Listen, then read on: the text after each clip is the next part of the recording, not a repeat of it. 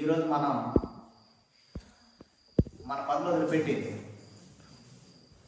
మన సమస్తాన్ని వదిలిపెట్టి మన దేవుణ్ణి వెంబడిస్తున్నామా?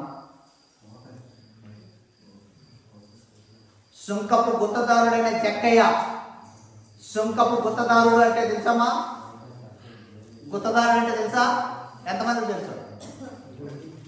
వడ్డీలు తీసుకునేవాడు, వడ్డీ వ్యాపారస్తుడు. ఆ వడ్డీ వ్యాపారస్తుని యేసుక్రీస్తు ప్రభు వారు పిలిచారు, జక్కయ్య నువ్వు త్వరగా దిగు, త్వరగా దిగు అంటేనే, లేదయ్యా నేను దిగలేను, నున్నగా ఉన్నటువంటి బెడ్షీట్ ఎక్కాను, నేను ఎక్కడ దిగను అని చెప్పాను అన్నాడా? సరసరసరా దిగాడు కదా. దిగి ఆయన్ను ఇంట చేర్చుకున్నాడు కదా. ఇంట చేర్చుకొని చెప్పినటువంటి మాట ఏంటి తెలుసా? మా అమ్మను, మా భార్యను, మా నాన్నే, మా తమ్ముని, ఇంకా మా మామగారిని, వీళ్ళందరినీ అడిగేసి తర్వాత నిన్ను వెంబడిస్తా అన్నాడమ్మా? అన్నాడా?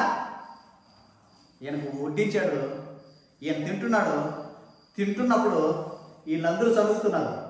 వీళ్ళందరూ ఇక్కడ ఉన్నటువంటి వాళ్ళందరూ ఒక్కరు కూడా నేను సనగలేదని అనట్లేదు, అందరూ చదువుతున్నారు. మీ మనసులో సనుగులు ఉన్నాయి. ఇంకా ఏదైతే పట్టుకున్నాడు వదలనే లేదు, ఈయన పట్టుకున్నాడు వదలనే లేదు, ఈయన ఎప్పుడు వదులుతాడా? ఆ కేక్ ఒకటి తెచ్చాడు మాకు చూపిస్తున్నాడు, నోట్లో నీళ్ళు కొడుతున్నాయి, ఆ కేక్ అలా తినేసి వెళ్ళిపోదామని చెప్పాలంటే ఆ కేక్ మాకు అట్టపెట్టాడు, లేకపోతే మేము ఎప్పుడే వెళ్ళిపోయిందేమో. చదువుతున్నారా లేదా? నిజం చెప్పండి, మా అమ్మదచ్చిగా చెప్పండి, చదువుతున్నారా లేదా? మనసులో అనుకుంటారా లేదా?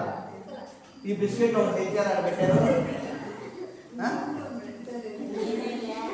ఇస్తారేమో చెప్పాలనుకుంటుంటే ఈయన సాగదించాను ఉన్నాడు ఇంకా అనుకుంటారా లేదా? ఈ సరుకులు అంటే ఏ సరుకులు అంటే సరిగిని టీ ఇచ్చిన మేలే, లేకపోతే బిస్కెట్లు ఇచ్చిన మేలే, లేకపోతే కేక్ ఇచ్చిన మేలే, ఏదో ఒకటి ఇచ్చే మేలే ఈ సనగడం. ఆ రోజు వాళ్ళ సనగల జక్కయ్య సనగల. జక్కయ్య ఏం చేశాడంటే వాళ్ళకి ఆయన భోజనం పెడుతుంటే ఇక్కడ ఉన్నటువంటి వీళ్ళందరూ కూడా పాపి కదా, ఎంత ఘోరమైనటువంటి పాపిడు, ఈయనేమో పరిశుద్ధుడు పరిశుద్ధుడు పరిశుద్ధుడు పరిశుద్ధుడు అని చెప్పుకుంటున్నాడు. ఈ పరిశుద్ధుడు పాపిట్లో పనిచేయడం ఏంటి?